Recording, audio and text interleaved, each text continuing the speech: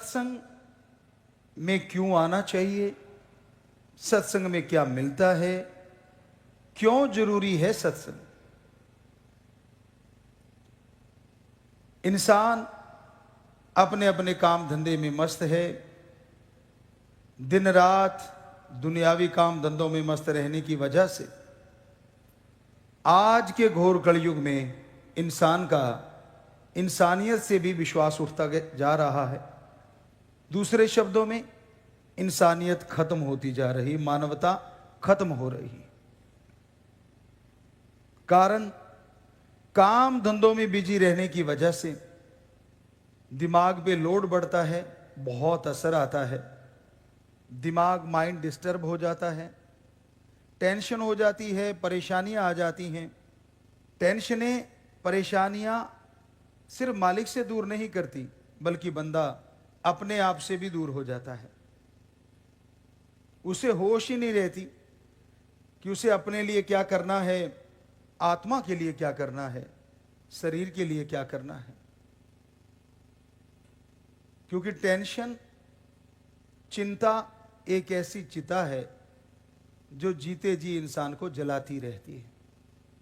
एक वो चिता होती है जो मरणोपरांत जला देती है तो कहानी खत्म हो जाती है, लेकिन ये चिंता ऐसी चिता है जो हमेशा चलती रहती है।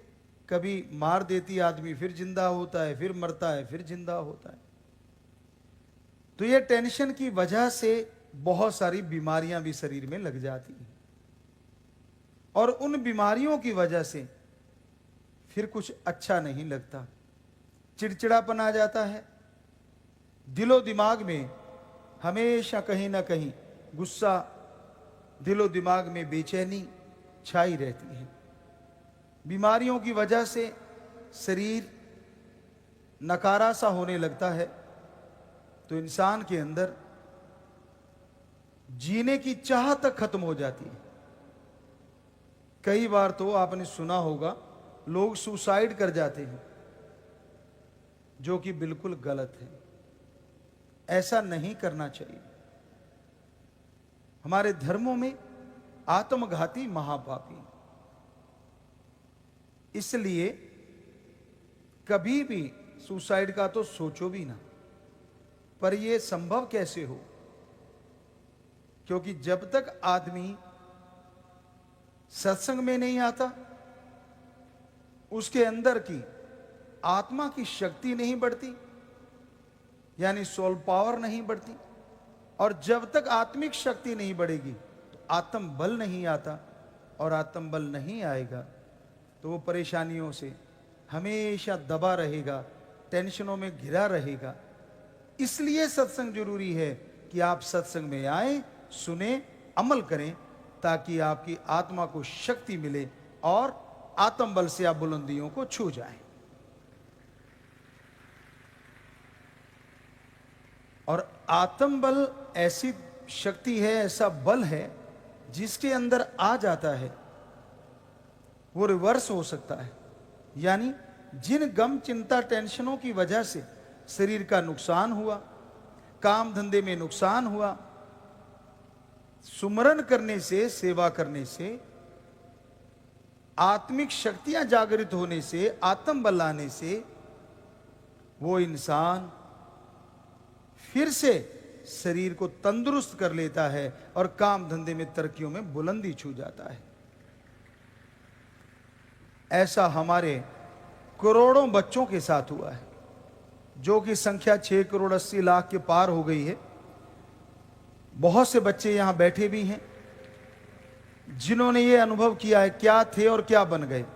आप देख सकते हैं, ये हमारी बड़ाई नहीं, हम तो खाकसार चौकीदार हैं, आपके जूतों में बैठने को तैयार हैं, लेकिन ये बड़ाई है उस ओम हरि अल्लाह वाहिगुरु शाह सतनाम शाह मस्तान दाता के रहमो करम कृपा दृष्टि की। तो आप देखिए, हाथ हमने बोला नहीं और आप देख सकते हैं इतने हाथ खड़े हैं।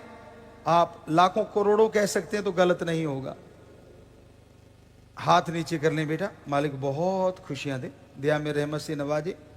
तो यही कारण है कि आज आदमी सत्संग में आके लाभ उठा रहा है। भागों वाले हो, नसीबों वाले हो, क्योंकि कलयुग में सत्संग में आना आसान नहीं, बड़ा ही मुश्किल है। 7 ताकतें आपके और परमात्मा के बीच में हैं, यही सत्संग से दूर रखती हैं। काम वासना, क्रोध, लोभ, मोह, अहंकार, मन, माया। 7 शक्तियां ऐसी हैं, इन्हें चोर कहा जाता है क्योंकि आपके श्वासों को चुराती हैं। शक्ति कहा जाता है क्योंकि आपकी आत्मा को दबाते हैं। कोई काम वासना का कीड़ा है जो कि आज बढ़ते जा रहे हैं, बुरा ना मनाना, तो उसे कोई रिश्ता और नजर नहीं आता। सिर्फ स्त्री पुरुष नर मादे के रिश्ते में लोग सिमट के रह गए हैं। वहीं तक सोच, गंदी सोच, और आदमी की जैसी खुद की सोच होती है, सामने वाले को उसी तराजू से तोलेगा। वो कभी यकीन नहीं करता कि सामने वाला सही होगा, क्योंकि खुद में कमियां हैं, कहीं ना कहीं खुद का नजरिया गलत है। तो काम वासना वाला, जिसके अंदर ये अंधेरी छाई होती है, उसके लिए माँ बाप, बहन भाई, कोई रिश्ता, यार दोस्त मित्र सहेली, कोई रिश्ता नहीं होता। बस एक ही रिश्ता होता है, नर मादा। और ये हम नहीं कह रहे, हमारे पवित्र वेदों में महापुरुषों ने फरमाया है, सभी धर्मों के पवित्र ग्रंथों में साफ लिखा है कि ऐसा कलयुग आएगा जब हाथ को हाथ खाएगा, रिश्ते मिट जाएंगे। समझ लेना वो घोर कलयुग है, या वो कलयुग जवानी पे है। तो आज जब रूहानियत की नजरिए से देखते हैं, शास्त्र नाम शाह मस्तान जी दाता रहबर हमें दिखाते हैं, तो नजर आता है कि वाकई वो समय कब का आ चुका है। कोई यकीन नहीं करता किसी पे, और करना भी नहीं चाहिए बहुत सारी चीजों में तो। पर क्या यकीन के बिना आपका बेड़ा पार हो जाएगा? नहीं, हर बात पे यकीन करना पड़ता है। इलाज करवाओ डॉक्टर पे, बस पे बैठे ड्राइवर पे, किसान को दुकान पे यहां से बीज मिलता है, खाने पे, तो यकीन तो करना ही पड़ता है। लेकिन इन चीजों पे यकीन ना करें। काम वासना, इसका कीड़ा ना बने। साईं श्रावण शाह जी महाराज ने, शाह मस्ताना जी दाता रहबर ने एक वचन फरमाया था, आज वही कहलवा रहे हैं, वही हम तो खाते। क्या कहा था? पशु भी तब मिलता है, आपस में मिलते हैं जब उन्होंने बच्चा लेना होता है। और मनुष्य, आपको सोचना चाहिए, आप तो परम पिता परमात्मा की सर्वश्रेष्ठ कृति हो। आपको सोचना चाहिए, संयम से काम लेना चाहिए, समझना चाहिए। सोचिए, पशु कितना बेहतर है आपसे इस मामले में। जो टॉपिक चल रहा है काम वासना, बहुत आगे है। तो ये जो इसका कीड़ा बन जाते हैं, ना वो धार्मिक जगह देखते हैं, ना वो घर देखते हैं, ना वो रिश्ता देखते हैं, ना वो परिवार देखते हैं।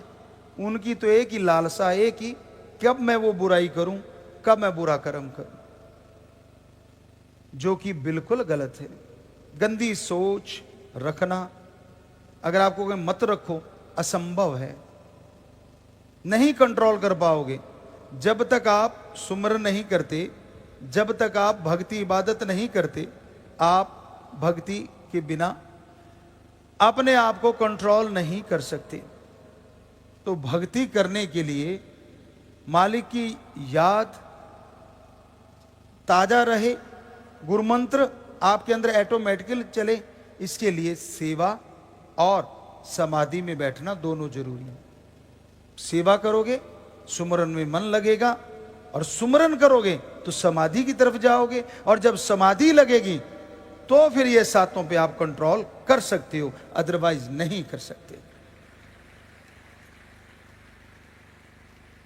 दिखावा किया जा सकता है कि मैं सबर वाला हूं, दिखावा किया जा सकता है कि मैंने कंट्रोल कर लिया, असंभव। जब तक शून्य समाधि से 10वें द्वार से ऊपर नहीं उठते तब तक आप कंट्रोल नहीं कर सकते। पता नहीं मन कब दगा दे जाए। साईं जी महाराज के वचन आपको बहुत बार सत्संगों में सुनाए हमने। बिगड़ा मन गुरु का ना पीर का। कि जब मन बिगड़ जाता है, बिगड़ने पे आ जाता है, वो बिगड़ा हुआ मन जब गुरु पीर का ही नहीं हो सकता तो किसी और का कैसे होगा। मन को लगाम दो। ये मन ही इन पांचों का हेड है।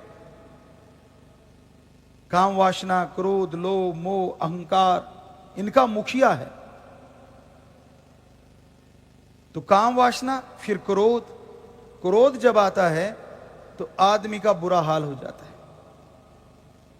यकीन मानो ना मानो, जिन्होंने किया है वो सोच के देख लें। कितने श्वास बर्बाद कर दिए जब आप क्रोध में गलत सोचते रहे, जब आप बुरा सोचते रहे। उस बुरे सोच का आपको फल अलग से उठाना पड़ेगा, मानो ना मानो, लेकिन आपके जीवन में वो फल आने वाला है। और दूसरी बात, उस क्रोध की वजह से मन ने जो क्रोध रूपी चोर को हावी किया तो आप सारे रिश्ते भूल जाते। सामने मां हो, बहन हो, बाप हो, बेटा हो, बेटी हो, कोई भी, गुरु पीर पैगंबर कोई भी क्यों ना हो, जब क्रोध आता है तो आदमी के अंदर सिर्फ क्रोध होता है। यकीन नहीं आता? किसी को कहो कि मुझे क्रोध आए, शीशा दिखा दो, आप शैतान का रूप, राक्षसी रूप धारण कर लेते हैं। आंखें फैल जाती हैं, नथुने फैल जाते हैं, मुंह अलग तरह का हो जाता है। शायद आप उस शीशे को देख के फिर से गुस्सा ना करें, क्या पता आपका फायदा हो जाए। कभी कहो किसी से, देखना फिर आपका क्या हाल होता है। शरीर कांपने लगता है क्योंकि ब्लड प्रेशर बहुत हाई लेवल पे चला जाता है। तो वो गुस्से में आपने अपना कितना बुरा किया, वो आपने किया, किसी दूसरे ने नहीं।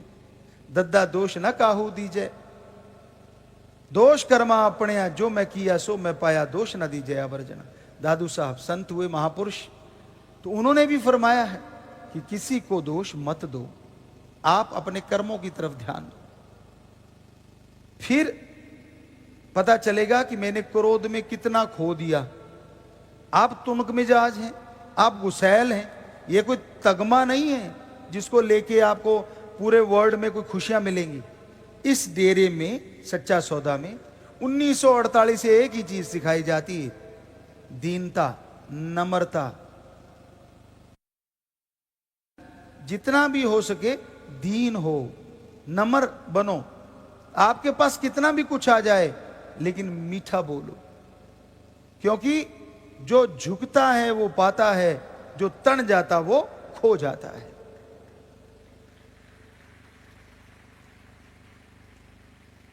आपने फलों वाले पेड़ देखे होंगे, कहीं ना कहीं जरूर देखे होंगे। हमारा तो बचपन से काम रहा, खेती बाड़ी करी। आम का पेड़ ले लो, नींबू का पेड़ ले लो, संतरा है, अमरूद है, बहुत सारे फलदार पेड़ देख लो आप।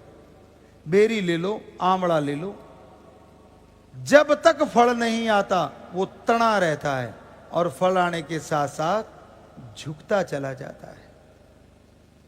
एक सत्संगी की पहचान यही होती है।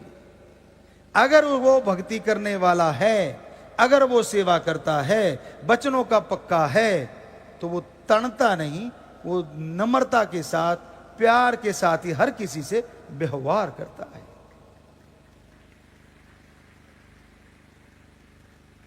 बेपरवाह जी का एक भजन याद आ गया, या वो शब्द बोला करते थे, प्रेमी प्रेमी सारे कहंदे। चलो अगली बात ना ही कहें तो शायद ठीक रहेगी। तो प्रेमी प्रेमी सारे कहंदे, तो इसी से आप समझ गए, सारे हंस पड़े, आपको बताइए, क्योंकि गप्पी वाली बात आप ना ही कहें, बोल के कह देते हैं। चलो तुकबंदी में थोड़ा सा बड़ा काम है। आज आदमी एक दूसरे से बात करते करते कब यू टर्न कर जाए कुछ मालूम नहीं, और कब क्रोध आ जाए कुछ पता नहीं। हम तो भाई हाथ जोड़ जोड़ के प्रार्थना करते हैं कि हमारे शब्दों को अपने दिलो दिमाग में बसाओ तो सही, पर लगाना मत, पूरा मत मान लेना क्या पता किसके अंदर कौन सा पारा चढ़ जाए कि मुझे कह रहे हैं गुरु जी, जबकि हम काम वासना और क्रोध की व्याख्या कर रहे हैं। तो हमारा किसी का भी दिल दुखाने का कोई इरादा, ना कोई मंशा थी, ना है और ना कभी रहेगी। अब क्या करें? संत पीर फकीर का काम समझाना होता है, तो समझाना तो पड़ेगा ना। काम वासना क्रोध, फिर आता है लोभ। लोभ लालच बुरी बला है। लोभ लालच जब आता है, ये भी रिश्ते नातों का खात्मा करने का बहुत बड़ा कारण है। हमने देखा सुना, आपने भी पढ़ा सुना होगा कि कई बच्चे थोड़े से नशे के लिए अपने मां बाप को मार देते हैं। कई बच्चे थोड़े से नशे के लिए अपने मां बाप को झूठ बोलते हैं। कई बच्चे पता नहीं किस वजह से अपने मां बाप का खात्मा करने पे उतारू हो जाते हैं। किसकी वजह से? लोभ लालच। आप अपने गिरेबान में जरूर देखिएगा, बुरा ना मानना। जो भी साथ संगत आज सत्संग सुन रही है, जरूर सुनना और देखना। आप कैलकुलेट करो कि मेरे अंदर काम वासना है कि नहीं है। आप पति पत्नी हैं, रिश्ते में रहते हैं, बाहर नहीं जाते, वो काम वासना नहीं होता। वो एक कर्तव्य है, वो एक आपका फर्ज है। रिश्तों को निभाना भी तो कर्तव्य है। फिर क्रोध।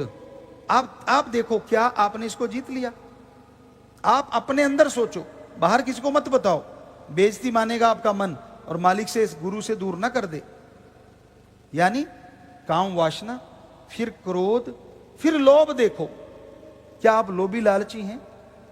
कहीं ऐसा तो नहीं लोभ लालच की वजह से आप अपनी लाइन से, कहते हैं ना ट्रेन जब चलती है तो दोनों लाइनें बराबर चलती नहीं, वो बनी होती।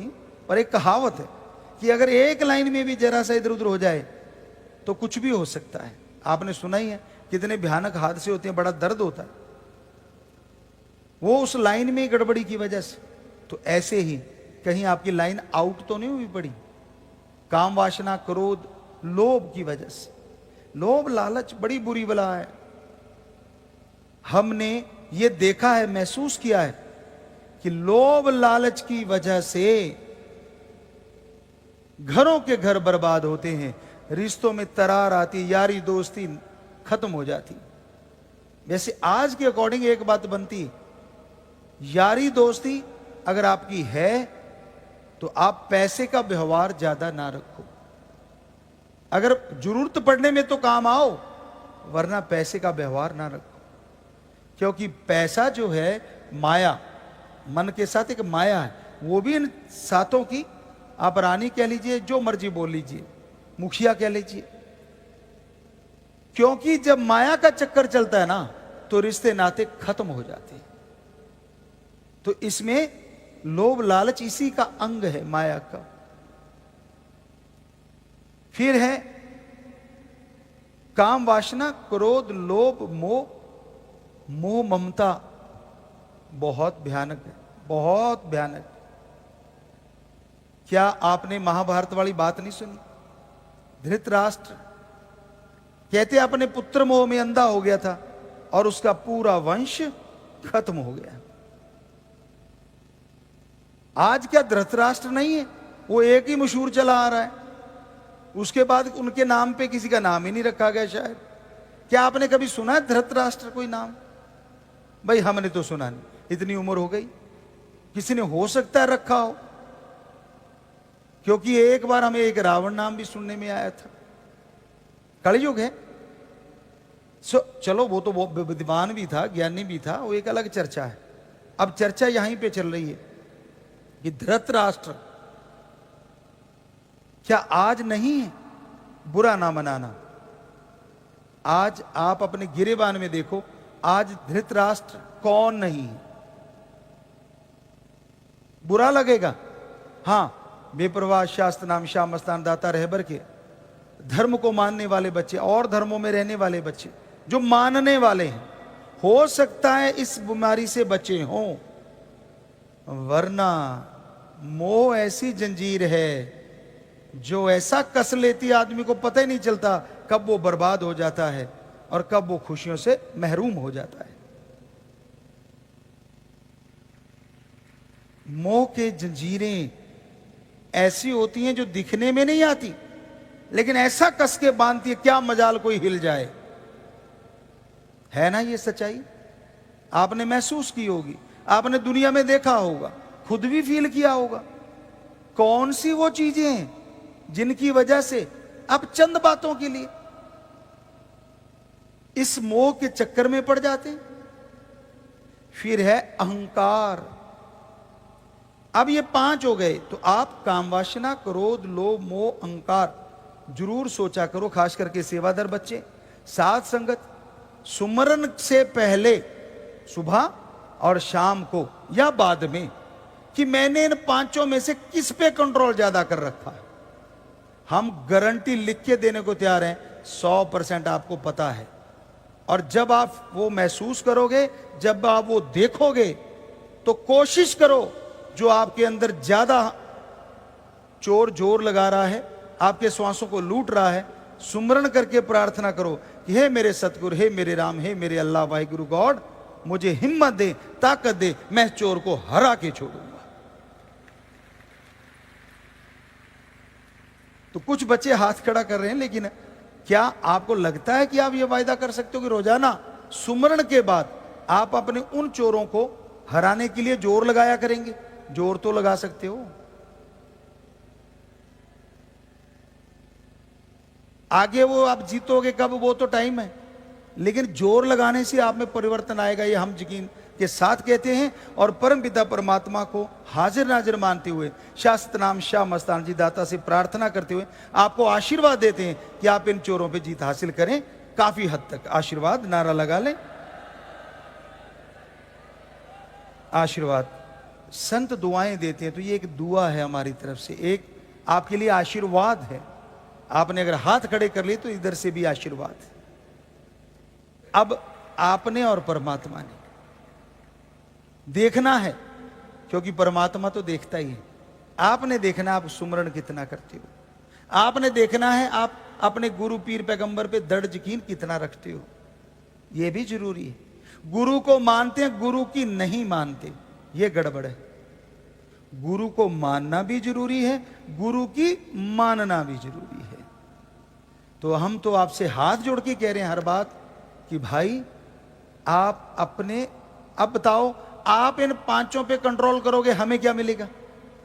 खुशी आपके घर में, अभी आशीर्वाद दे दिया, बरकतें आपके घर में, दया में रहमत आपके घरों में, पर हमें बहुत कुछ मिलेगा, क्योंकि जो भगवान की संतान है वो हमारी भी संतान है। हमारी संतान खुश तो हमें तो अपने आप खुशी आ जाती है।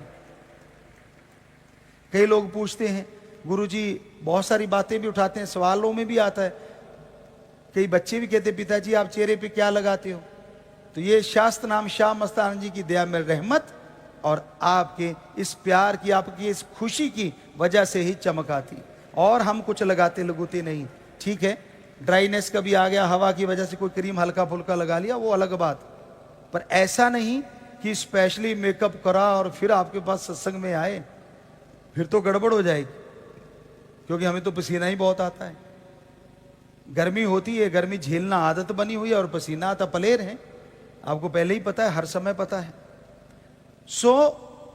ये 5 चोरों पे कंट्रोल करो, साथ में मन माया, क्योंकि जब सुमरण के बाद बैठोगे ना, ये 2 के बारे में भी सोचना है, क्या मेरा मन मेरे से क्या करवाता है? गुरु के वचनों को क्या मानने देता है? क्या माया की वजह से मैं गुरु के वचनों से दूर तो नहीं हो रहा? यकीन मानो उस समय 5 के साथ ये भी है, 7 की बात आपको करी शुरू से, तो ये भी आपके कंट्रोल में आना शुरू हो जाएंगे सुमरण के साथ साथ। पर 5-10 मिनट तो आपको देने पड़ेंगे ना, 10 मिनट तो जरूर दिया करो कम से कम। हमने देखा है, यहां भी देखा, नाम चर्चा सत्संग में वो 10 मिनट होते, कई सारे तो बड़े प्यार से बैठे थे, और कई आंख खोल के देखते हुए नहीं क्या, फिर आके अच्छा हुए नहीं, कई कान में ऐसे करते कि बंगीदास बोल गया, प्रेमी सेवक कहते हैं उसे आज, कहीं बोल गया मुझे सुना ना हो। मतलब 10 मिनट में इतने बेचैन आत्माएं हो जाती हैं, आत्मा तो नहीं होती, आपका मन, कि यार ये 10 मिनट ज्यादा नहीं होगी, पहले 5 वाले बढ़िया थे, होता है ना। होता है, ये हम ही कह रहे हैं। तो वो सुमरण करना भी मुश्किल है। अब घर में बैठ के कौन देखता है, सुमरण किया और फिर झटका सुमरण, गर्दन नीचे, और घर वालों पे रोब, मैं घंटा सुमरण करके आया। अरे भाई, निंद्रा सुमरण किया है, झटका सुमरण किया है, प्रभु से तो जुड़ा ही 5-7 मिनट था, इसने में खुराटा सुमरण शुरू हो गया। तो राम का नाम ऐसे जपो जैसे आप कोई पार्टी करने जा रहे हो, ऐसे जपो जैसे आप शादी में जा रहे हो, यानी खुश दिल होके, ऐसे नहीं मजबूरी, ओहो जाप करना पड़ेगा, चलो यार ये साथ वाला बैठ के मैं भी बैठता हूं, लगा दिए रंग। कहते जिसके शोल्डर डाउन होते हैं वो कभी जीतता नहीं, यानी बॉडी लैंग्वेज आम प्लेयरों में चलती है, हमने कभी आपको बताई नहीं लेकिन चलती है। हाँ, प्लेयरों को बताई होगी जरूर, जो बच्चे हमें कोच, पापा कोच कहते हैं, उनको हमने सिखाया कि बेटा शोल्डर डाउन नहीं होने चाहिए, आप सामने कौन सी टीम है कौन है कोई लेना देना नहीं, आपके अंदर होना चाहिए मैंने जीतना है चाहे कुछ भी हो जाए, बस। ये है आत्मबल, ये है विल पावर, इसको लेके चलो तो यकीन मानो ये सातों पे भी असर आएगा। तो सुमरण कम से कम 10 मिनट तो हर किसी के लिए जरूरी है। कई बार होता होगा शायद मन में, यार परम पिताजी ने पिताजी के अंदर प्रवेश कर लिया, अब पता नहीं सुमरण करते हैं कि नहीं। आपकी बेहतरी के लिए, बुरा ना मनाना, वर्ड तो बड़े बड़े मुंह में आ रहे हैं पर रोकने पड़ रहे हैं, क्योंकि आप सुमरण तो करते नहीं, तो आपकी जगह हमारे को फिर उस ध्यान में बैठना ही पड़ता और चलता ही रहता है।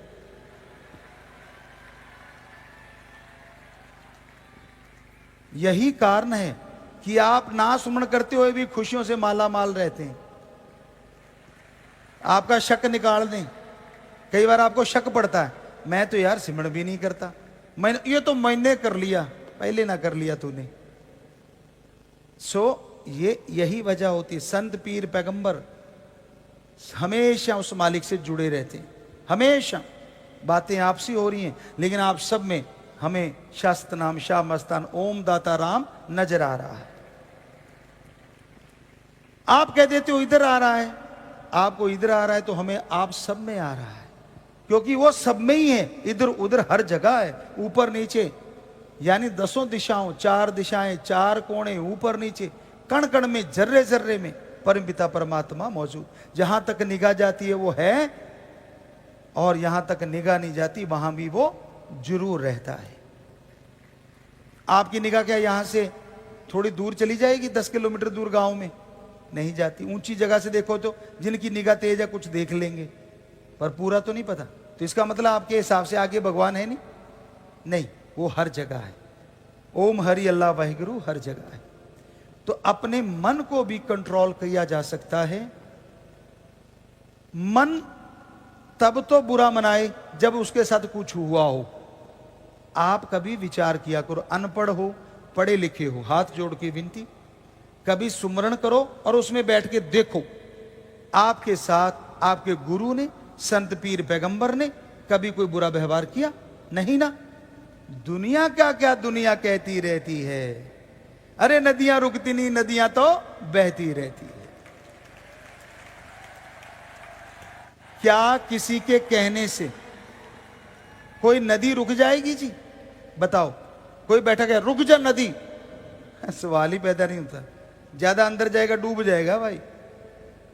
तो राम नाम की नदियां, ये जो बैठी है ना हमारे बच्चे, हम इनको बोल रहे हैं, कभी रुका नहीं करती, ये राम नाम के मार्ग पे चलते हैं। आपका गुरु आपके लिए बुरा क्या, जो गुरु को आपके गाली भी देता उसके लिए भी दुआएं करता है, आपकी तो बात छोड़ो।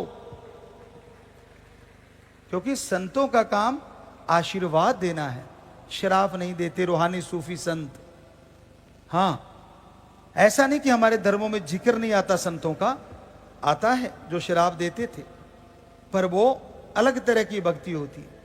ये भक्ति उस ओम राम की है, Allah Waheguru God the supreme power God की है, जिसमें संतों का काम सबका भला मांगना है। एक बार हाथ पकड़ लिया छोड़ना नहीं, ना इस जहान की बात छोड़ो अगले जहान भी नहीं। जब तक मालिक की गोद में ना ले जाएं तब तक नहीं छोड़ेंगे। ये यहाँ का शाह मस्तान जी, शास्त्राम जी दाता का असूल है, जो अब इस बॉडी से आपको बोल रहे हैं। जैसे शाह सतनाम शाह मस्तान दाता रहबर ओम राम अल्लाह वाहिगुरु गौड़ खुदा रब ख्याल देते हैं हमारे गुरु शास्त्र नाम शाह मस्तान दाता, वैसा ही आपके सामने रख देते हैं। ना कोई जादू, ना कोई टोना, और ना इसमें कोई लंबा तो ना कोई बौना। मतलब लंबी चौड़ी बात भी नहीं, ना कोई छोटी बात है। सोचने की बात है, सोचने वाले के लिए बहुत बड़ी बात है, ना सोचो तो कुछ भी नहीं। सो प्यारी साथ संगत जियो, आपने ये व्याख्या सुनी है आज, और हमें पूरा मान है कि आज हमारे बच्चों ने हाथ भी खड़े किए, तो इस टॉपिक पे ध्यान देंगे जो कि नहीं देते आप, कि काम वासना क्रोध लोभ मोह अहंकार मन माया को सुमरण करते रहना और सेवा जरूर करना। कोई भी एनीवन, कोई भी हो, वो तकलीफ में है, उसकी मदद जरूर करो, पर वचनों पे रह के। आप घर गृहस्थ वाले हैं तो सही भावना रखना, बुरा ना मनाना, फिर से करारी सी बात आ जाती है। जो भी रिश्ता है उसके प्रति 100% सही भावना रखना। और आप त्यागी हैं, ब्रह्मचर्य का पालन करने वाले हैं। जब आपने परिवार में सारे को त्याग दिया तो फिर नए नए बहन भाई ना बनाने चल पड़ना, क्योंकि आपके लिए वो घातक है। साफ है कि आपका मन ब्रह्मचर्य में नहीं लग रहा। आपका एम वही ट्रेन की लाइनें बिगड़ गई हैं, वरना जो आप छोड़ के आए हो वही फिर बना रहे हो, तो ये क्या मतलब। त्यागी तो त्यागी होता है, और गृहस्थी गृहस्थ के अकॉर्डिंग चले। दोनों को ही बेनथा खुशियां मिल सकती हैं। बात अमलों की है, बिन अमलों के आलमा इल्म निकम्मे सारे। कोई अमल कमा ले तू, अगर जश लेने सतगुरु द्वारे, कि अगर तू दोनों जहान में सच्ची खुशियां लेना चाहता है, दया में रहमत से माला माल होना चाहता है, तो सुन और अमल किया कर। तो अमल करने में ही सारी खुशियां हासिल होती हैं भाई। तो आप सबको बहुत आशीर्वाद, जिन्होंने आज ये वायदा किया है, फिर से आशीर्वाद, क्योंकि आपको आशीर्वाद की ज्यादा जरूरत पड़ेगी। घोर कलयुग है, भयानक, इसमें वो 10 मिनट भी देने बड़ी बात। तो ज्यादा दो तो शाबाश है, फिर तो पूछना ही क्या, कम से कम 10 मिनट। तो सबको बहुत आशीर्वाद।